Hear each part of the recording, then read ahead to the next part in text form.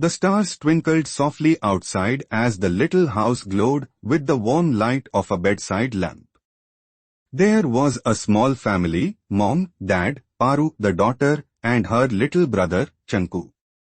Every night, as part of their little ritual, the daughter would snuggle beside her dad and say, "Papa, will you tell us a story tonight?" Dad smiled and pulled both kids close, one on each side. "Okay, not a short one tonight, my princess. This one is big, the story of Ayodhya." Paru's eyes went wide. "Ayodhya? What's that?" "A land of kings and queens, of magic and courage. It's a story that happened 869,127 years ago, in Treta Yuga, the second of the four great yugas of time. Back then, Treta Yuga lasted 1,296,000 years. Whoa! That's older than grandma's grandma. Paru giggled. Dad laughed. Yes.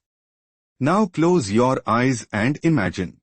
Far, far away in Bharat's heart, Dad began, there was a kingdom called Ayodhya. It was no ordinary land, it was golden, prosperous, full of music, art, and smiling people. The streets were clean, markets were colorful, and palaces shone under the sun. Ayodhya was ruled by King Dasharatha, a kind, brave, and powerful king from the Suryavansha, the Sun dynasty. The people loved him as much as he loved them. Paru closed her eyes tightly, trying to imagine. "Papa, was it like a fairyland?" "Yes," Dad said softly. "But there's more. King Dasharatha had 3 wives, Queen Kaushalya, Queen Kaikeyi, and Queen Sumitra. All 3 were wise, kind, and brave. They weren't just queens, they helped in ruling the kingdom and even advised on wars." Paru's eyes popped open. 3 wives? How, Papa? Is it legal? Dad chuckled. In those times, marriages were not only about 2 people. When kings married princesses from other kingdoms, it meant joining lands together, making peace and strong alliances. It was normal then. "Oh, like teams joining hands?" she asked, thinking hard. "Exactly. And remember, queens were not weak. They were educated, strong, and respected. They even went to war councils." "Wow! Girls were warriors too." "Absolutely," said Dad with a proud smile. But even with all this, King Dasharatha's heart was heavy. "Do you know why?" Dad asked gently. Paru whispered, "No." Dad then continued, "He had no children. Not a son, not a daughter. He loved his people dearly, but he worried, who will care for Ayodhya after me? Every night, this thought made him restless. One evening, as the moon rose high, King Dasharatha sat alone on his palace balcony.